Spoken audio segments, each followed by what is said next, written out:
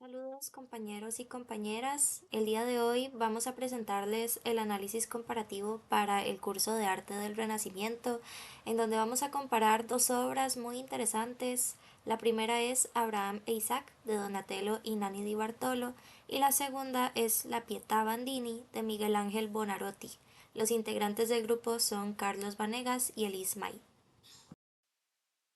La primera obra que vamos a analizar se titula Abraham e Isaac, que también es conocida como el sacrificio de Isaac.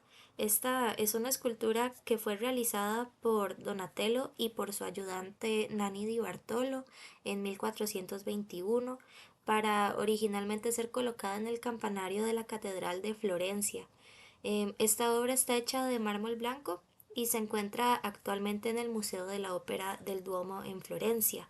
Sobre sus medidas tenemos que de alto mide 191,8 centímetros, de ancho mide 61 centímetros y tiene 52,5 centímetros de fondo.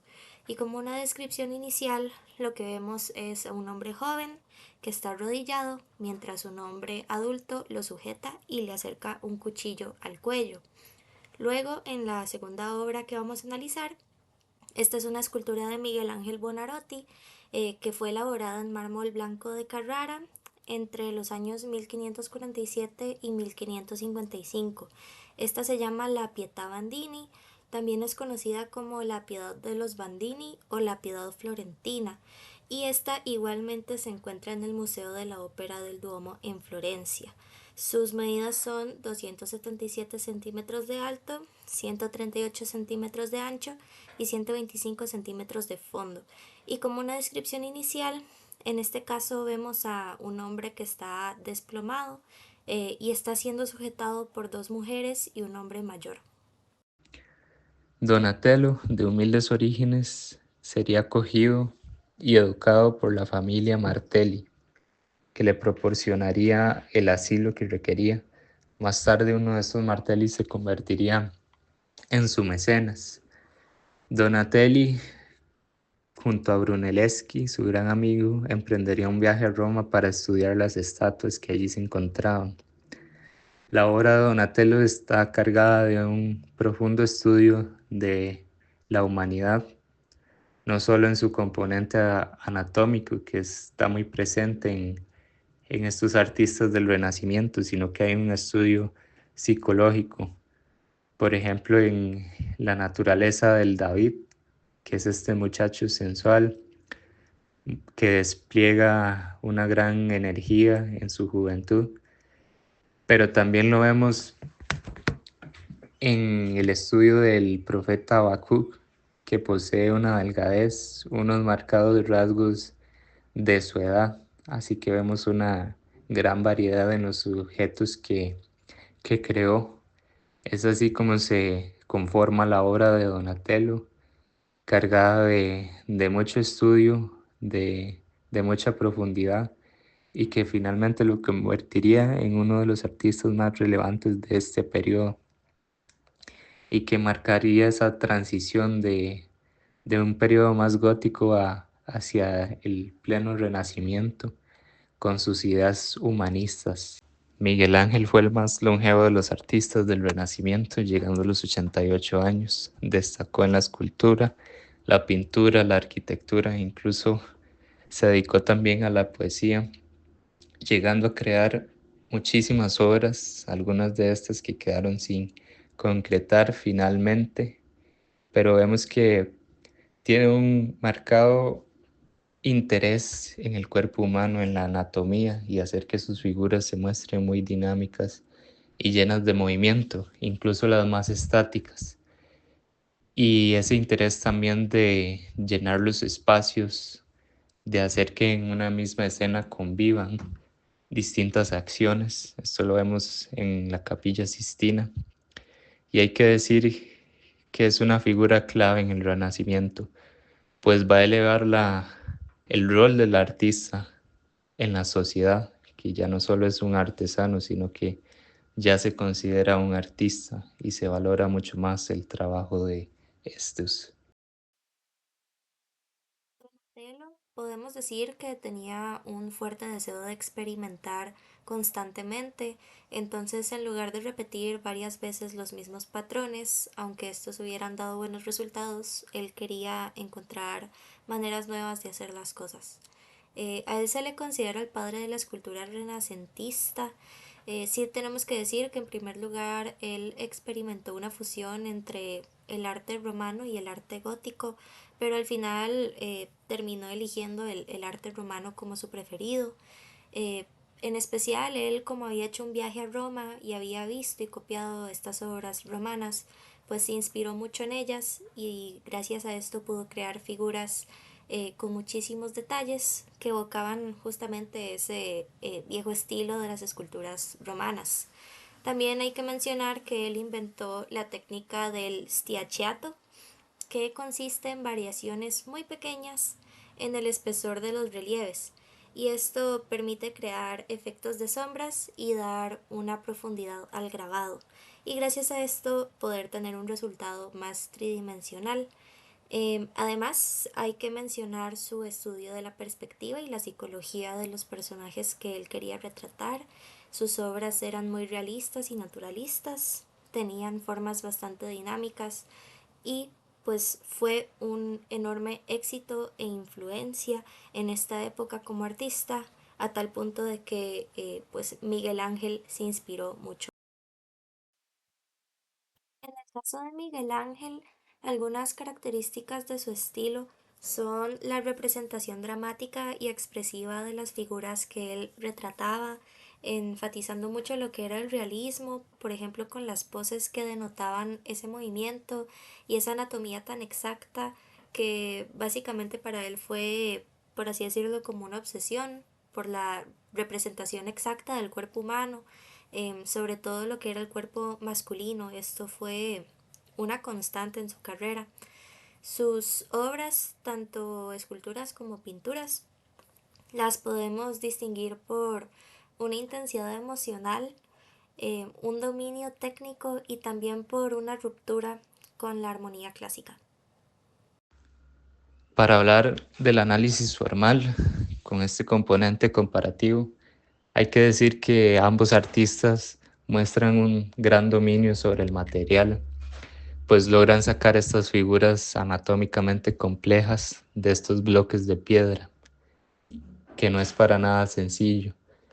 Sobre la primera figura, la de Abraham Isaac, vemos que es una disposición más vertical en comparación a la piedad, un poco más rígida, y lo vemos sobre todo en la figura de Isaac, con esta tensión marcada en el cuello, pues es sujetado por Abraham, y la figura de este último posee más movimiento, más tensión. Y aunque es esta composición más vertical, más pesada, si se puede llamar así, no deja de estar cargada de mucha tensión, y esto lo vemos sobre todo en las manos de Abraham cuando sostiene la daga y su mano se dobla hacia adentro. También lo vemos en sus ropajes que muestran un gran movimiento, y en la barba, en el vello facial. Aunque esta disposición es lineal, es vertical, de arriba hacia abajo, vemos cómo las miradas de los personajes divergen. Y la mirada de Isaac apunta hacia abajo, mientras que la de Abraham apunta hacia arriba, mostrándonos estas líneas en la composición que invitan a revisar la acción de los personajes. Sobre la hora de la piedad vemos que también hay una gran tensión en los movimientos, pero es esta disposición más curva, más en serpentinata, y lo vemos sobre todo en la figura de Jesús, con los brazos caídos y la pierna doblándose, que curiosamente solo está esta pierna derecha. Vemos que hay diversas líneas, diversos ritmos que acompañan la lectura de esta obra, y lo vemos desde arriba hasta abajo, con la figura superior que mira hacia el suelo, después la figura de María con las curvas en sus ropajes, la figura de la izquierda que acompaña a Jesús y tiene un movimiento donde se quiebra su cabeza hacia un lado y su cuerpo va hacia el otro. Y la figura de Jesús que muestra las distintas complejidades anatómicas del cuerpo humano. En cuanto a la iluminación que se hace presente sobre las esculturas, vemos que el trabajo de Donatello carece un poco de estas profundidades que sí vemos más en la Piedad. No diciendo que carece del todo, pues en la parte inferior vemos un gran espacio negativo, pero en la obra de la Piedad es más marcado los espacios negativos y los lugares donde se proyectan las sombras, lo que acompaña a la lectura de la obra. En cuanto a estilos, vemos que lo presentado por Donatello es más singular y aunque está cargada de tensión, la composición no deja de ser más simple que lo que presenta Miguel Ángel en La Piedad, donde este movimiento dispuesto por los personajes es casi inevitable de ver. Esto quizás nos da una pista de los distintos periodos y cómo cada uno de estos se abordan y cómo los artistas trabajan cada uno de los detalles en sus obras.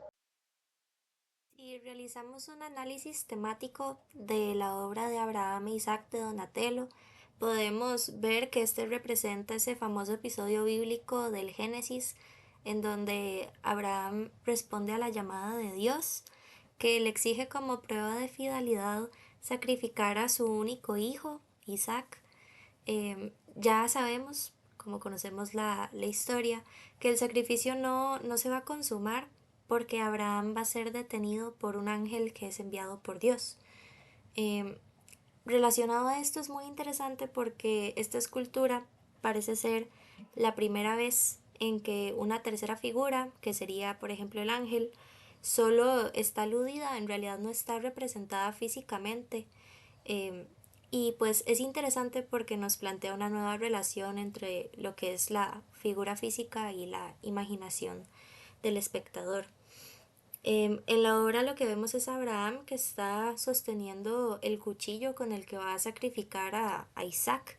Está agarrando a Isaac por el cabello, mientras que Isaac está arrodillado a los pies de su padre sobre un poco de leña para el sacrificio. Y es interesante porque Isaac está muy dócil, está esperando su destino, siendo consciente de que pues va a ser víctima, una víctima elegida por Dios. Y vemos cómo Abraham queda atrapado en ese momento en que de manera repentina él se está girando hacia arriba para ver al ángel que lo está llamando y le está ordenando no matar a su hijo. Y algunas personas han interpretado este relato como un evento previo que refleja lo que después sería el sacrificio de Cristo.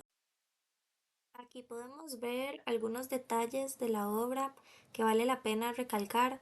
Podemos ver toda esa astucia y habilidad de Donatello para poder hacer que el mármol represente esa tensión tan dramática de este momento, como Abraham se retuerce repentinamente hacia arriba y vemos su rostro que es el de un hombre anciano que está verdaderamente abrumado por esa angustia, ¿verdad?, de tener que sacrificar a su hijo.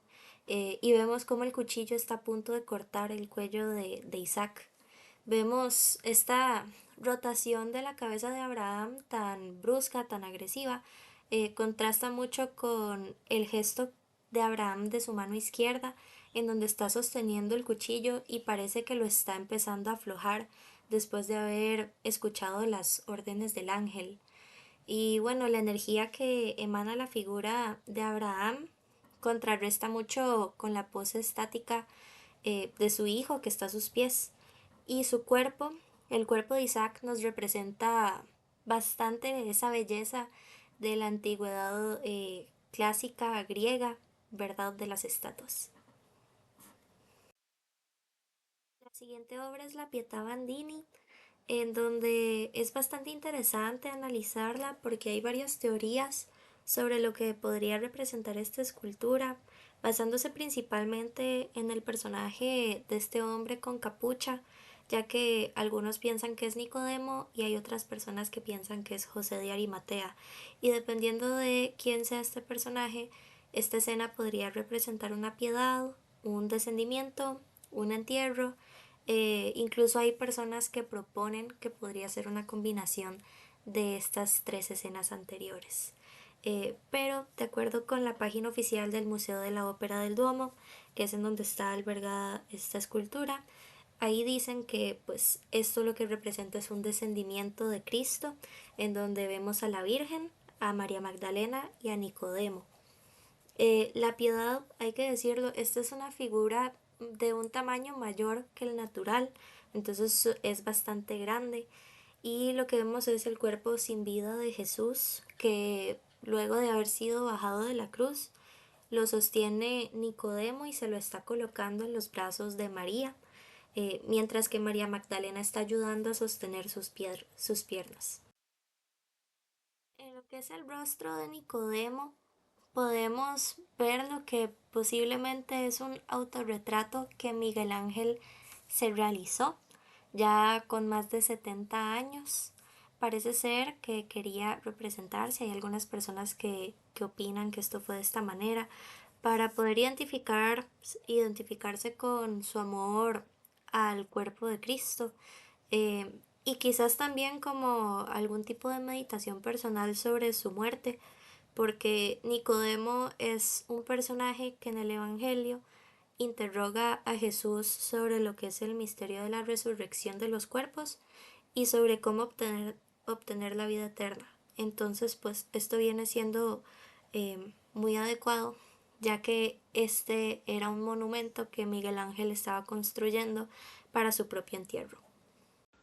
Sobre los contextos de estas obras, la Donatello se enmarca en esta transición del Renacimiento, de este auge del Renacimiento y de la escultura, y del sistema de mecenazgo, del auge del sistema económico también, y de los concursos por quién va a tomar cada una de estas obras. También esta obra se concibe para el campanario de la Catedral de Florencia. En cuanto a la obra de Miguel Ángel, este la hace para su tumba específicamente, ya al final de su vida, alrededor de sus 70 años. En un momento de frustración, él la rompe y es reconstruida por uno de sus asistentes y finalmente se vende a la familia Bandini. Hay que decir que también está presente en este momento todo el tema de la crisis en la iglesia, de el protestantismo y de este impulso por los papas por querer ser los mecenas y encargar estas obras en medio de todas estas ideas renacentistas. Reflexiones finales, tenemos un par de cosas que queremos mencionar. En primer lugar, en lo que es el caso de la escultura de Donatello, que representa esa fuerte tensión del momento en que Abraham es detenido, está a punto de matar a su hijo y es detenido por el ángel. Nos recordó mucho a ese motivo del sacrificio de Isaac de las puertas del baptisterio de la Catedral de Florencia que realizó Ghiberti, quien ganó ese concurso justo por su dramatismo, ese sentimiento que no sabemos qué es lo que va a pasar.